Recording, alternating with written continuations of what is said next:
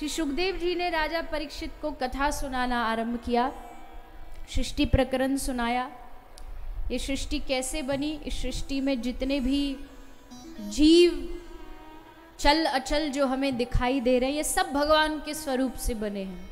ये आकाश, ये पृथ्वी, ये वृक्ष, ये लता, ये बादल, ये जितने भी हैं, सब भगवान का ही स्वरूप है।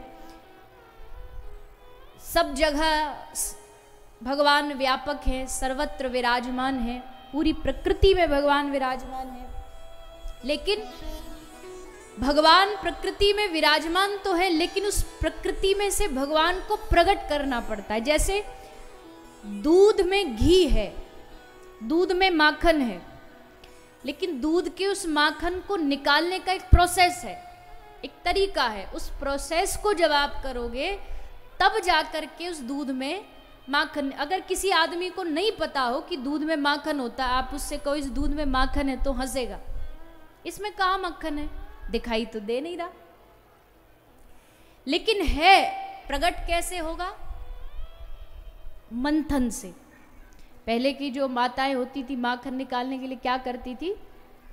मंथन करती थी, और मंथन से फिर माखन प्रकट होता है। तो वैसे जगत में जगदीश है, हरि व्यापक सर्वत्र समाना। भगवान सब जगह विराजमान है, पर प्रकट कैसे होंगे? तो गोस्वामी जी ने कहा प्रेम ते प्रकट हो ही में जाना। जब उस जगत में प्रेम की मथनी को लेकर के आप मत होगे, तब भगवान इस जगत से प्रकट होंगे, इस संसार में प्रकट होंगे। तो सृष्टि प्रकरण सुनाते हुए आगे सद्यो मुक्ति का वर्णन सुनाया। सद्यो मुक्ति कैसी होती है? बोले देखो, अभी मैंने थोड़ी देर पहले कहा था सब स्वार्थ की भक्ति करते हैं। जिसको भगवान से जो चाहिए, विद्या चाहिए तो शंकर जी को मनाओ, सहनशीलता चाहिए तो माता पृथ्वी का भजन करो, धन चाहिए तो किसका भजन करो? धन चाहिए तो किसका भजन करते हैं, ये भी बताना पड़ेगा। दीपावली को याद नहीं, खजाना खोल के बैठ जाते हैं एकदम, मैया यहीं आ, यहीं आ। पड़ोसी घर मत चले जाना गलती से एड्रेस गलत समझ करके, मेरे ही घर में आ।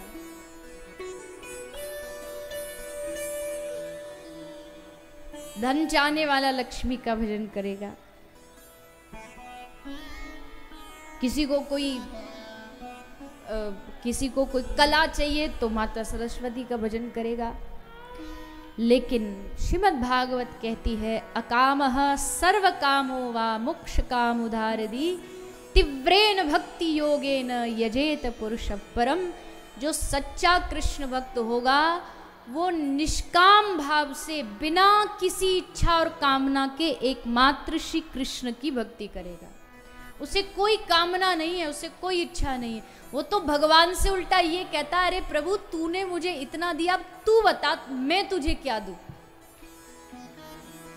भगवान कहते अरे तू मुझे क्या देगा? तेरा अपना कुछ होगा तब तो देगा। तेरे पास धन दिया मेरा, परिवार दिया मेरा, ये सांस तू उधारी में मेरी, तू क्या देगा? तो भक्त कहता हाँ प्रभु बात तो सही है, सब कुछ आप ही का दिया है, पर एक चीज है जो मेरे पास मेरी अपनी है। क्या? मेरे पास मेरा अपना भाव है, वो मैं आपको समर्पित करूंगा। मेरे हृदय का प्रेम है जो मैं आपको समर्पित, वो आपका दिया नहीं है, वो मैंने सत्संग सुन सुन करके कमाया है, वो मैं आपको देना चाहता। भगवान को केवल 56 भोग चढ़ाने से भगवान राजी नहीं होते। 56 भोग आज तक दुनिया में हजारों लोग लगाते, कितनी बार खाने आए भगवान। दूसरी तरफ मीरा ने जहर पिलाया तो दौड़े दौड़े आ गए।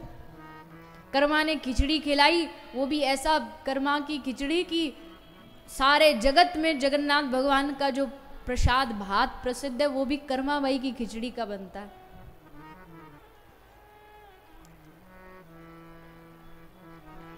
तो निष्काम भक्ति, मैंने कल आपसे कहा था ना कि मांग क्या होनी चाहिए भगवान से, ये हमें पता ही नहीं है।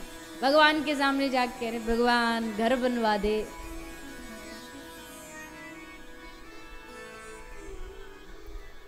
भगवान भगवान छोड़ो, संतों के पास जा जाके कहते हैं, संतों को जाके बोलेंगे महाराज जी छोरी का ब्याह नहीं हो रहा, कोई लड़का बता दो।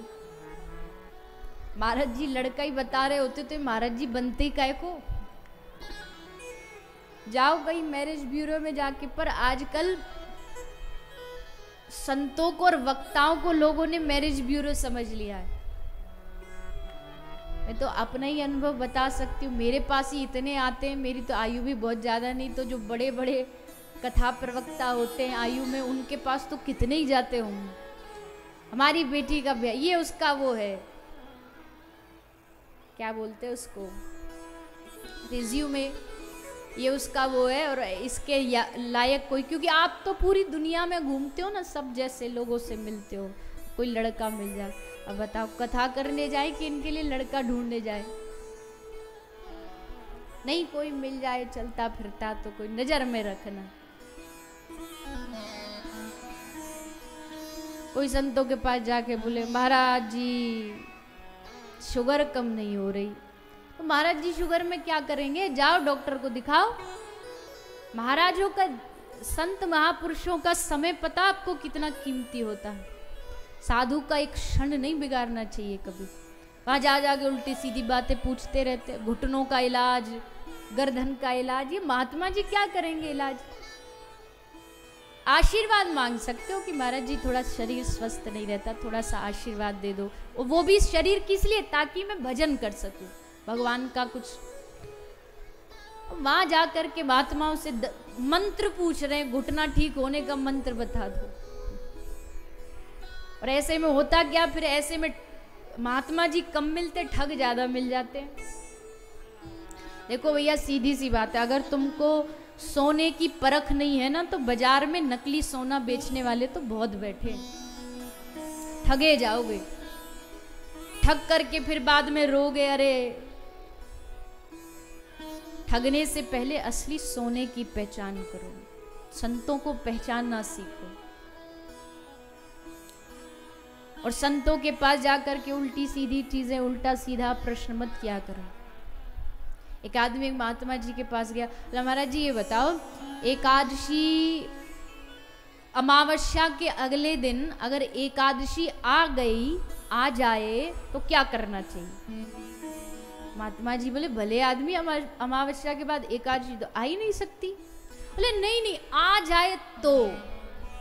अरे भैया पर जब आ ही नहीं सकती तो मैं क्यों सोचूं आ जाए? बोले नहीं नहीं, आप सोचो अगर ऐसा हो जाए तो, अमावस्या से अगले दिन अगर एकादशी आ जाए तो क्या करना चाहिए? महाराज जी बोले एक काम कर, मक्खन के पकौड़े तल के खा लेना। तो बोला महाराज जी मक्खन के तो पकौड़े नहीं बन सकते। महाराज जी बोले जब तेरी अमावस्या के बाद एकादशी आ सकती है तो मेरे मक्खन के पकौड़े क्यों नहीं बन सकते? महात्माओं के पास जाकर के कुछ भी बोलते हैं, कुछ भी पूछते हैं।